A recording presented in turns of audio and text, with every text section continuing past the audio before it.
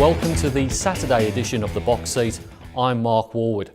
We have 8 races at Belmont Park on Saturday. Let's have a look at the likely track conditions. We're looking at a mostly sunny day in Perth, around 21 degrees Celsius. We're expecting to be on a good 4 track and the rail will be in the 3 metre position. Race number 1 on Saturday will be the Get the TABtouch Maiden over 1400 metres. Big field. Let's have a look at number 3, Severio in replay, finishing second at Belmont Park on the 19th of August. There's a bit of a bumping duel. It gets to the outside into clear air, and then Prince Hal further back, Cricket into house. Excellent Jerry's got the lead. Severio is coming down the outside with a good run though, and Multiverse is there in the centre as well. So it's Multiverse hitting the front with Severio giving chase on the outside. Multiverse has got the lead though. Severio can't get it. Then Excellent Jerry, followed by Lighthouse Rock, but it's Multiverse. Multiverse for Crispin and Whiting. As you saw, Severio improved significantly from his first run in 641 days to his second up performance. He beat every galloper except Multiverse by at least 4 lengths over 1200 metres 7 days ago, and stepping up to 1400 metres suits here. He goes on top. Other horses to consider: number 4, Costa Ost, has filled minor placings on each of his last 3 starts, the latest of which saw him finish second of 13 behind 2-time winner Quest of Venus. He rates as a contender. Number 11, Burning Magic, just failed to touch off Magic Mint over 1300 metres 10 days ago. Neville Parnham's yard is in sensational form, but yet again the mare has drawn a wide gate in what is a competitive heat.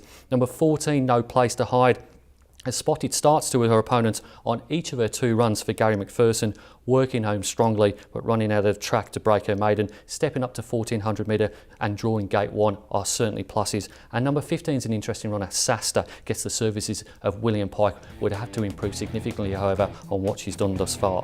My on top selection in race number 1 is number 3, Severio, from number 14, No Place to Hide, number 11, Burning Magic, and number 4, Costa Ost.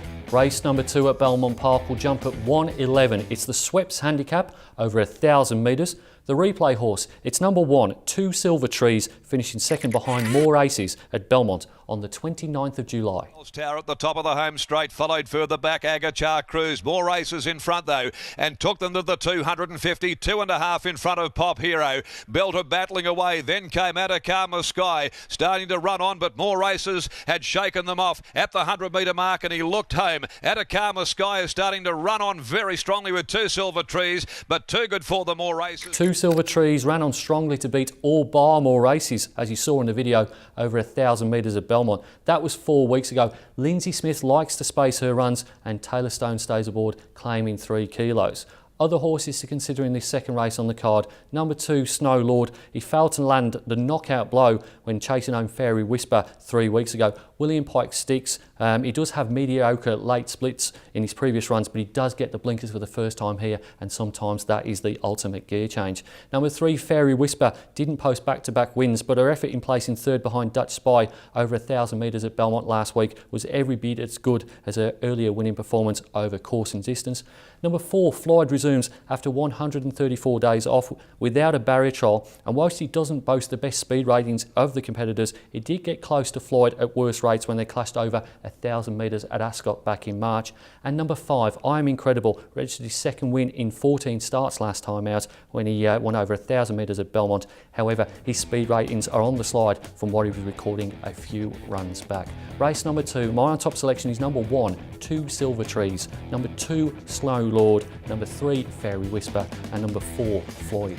Race number 3 at Belmont Park will jump at 1:51. It's the Kieran Magoomy handicap over 1000 metres, a 78 plus affair. The horse we're going to look at in replay is the redoubtable Dainty Tess, finishing second behind It's Hit at Belmont on the 10th of June.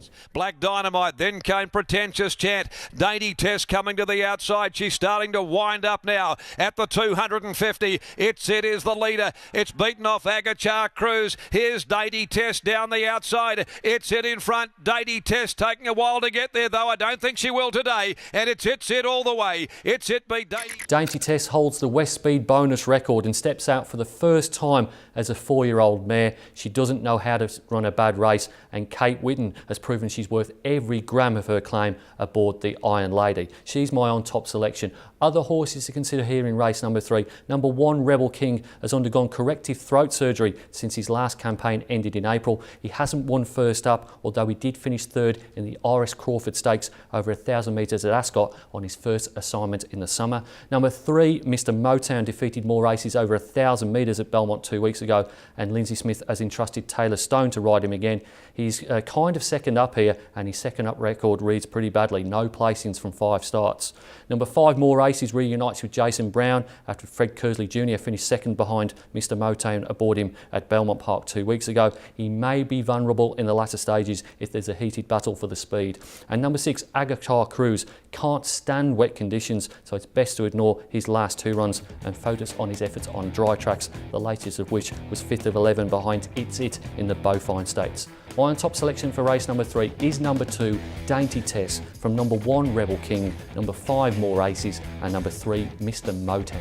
Race number 4 at Belmont Park will jump at 2:31. It's the Myersfield Vineyards Plate over 1,200 metres. It's exclusively for 3-year-olds. We looked at Dainty Tess in the previous race. We're going to look at Dainty Pat on replay here, winning at Belmont on the 5th of August. See further back, and then came Pearl Trade, starting to work into the clear from Turbo Power. Coming down by the 300 though, and Tango Aura still nicely clear of Fine Scent. And now Rebellion Air starts to work home well. Dainty Pat's got through the field with a run. Dainty Pat, Fine Scent, Rebellion Air, but Dainty Pat on the outside had reached the lead. Rebellion Air going with it. Dainty Pat though had the head in. You just saw Dainty Pat make a winning appearance at Belmont Park 3 weeks ago, coming from off the speed in what was not a quickly run race to run down subsequent winner Rebellion Air. She's certainly open to improvement second up, and she is in my numbers. However, on top I'm going to go with number 7, Epic Grey. Was scratched from Wednesday's meeting to start from gate 1 today.